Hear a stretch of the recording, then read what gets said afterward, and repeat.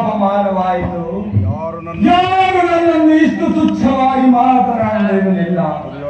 ದುರ್ಯೋಧನ, ಬೇಡ ಹೋಗು, ಬೇಡ ಹೋಗು. ನಿನ್ನ ಗತಿ ಏನಾಗುವುದೆಂಬುದನ್ನು ನೋಡುತ್ತಾ ಇರು. ಇಂದು ಈ ಸಕಲಿಗೆ ಮರಣವೇ ಹೊರತು ಉಳಿಗಾಲವಿಲ್ಲ. ಆಗ ಅರ್ಜುನನು ನನ್ನನ್ನು ಕೊಲ್ಲಲು ಊಹಿಸುತ್ತಲೇ ಅಲ್ಲೇ ಆ ಕಡೆ ಬನ್ನಿ. ಅರ್ಜುನ ಕೃಷ್ಣ ಅರ್ಜುನ ಕೃಷ್ಣ ಅರ್ಜುನ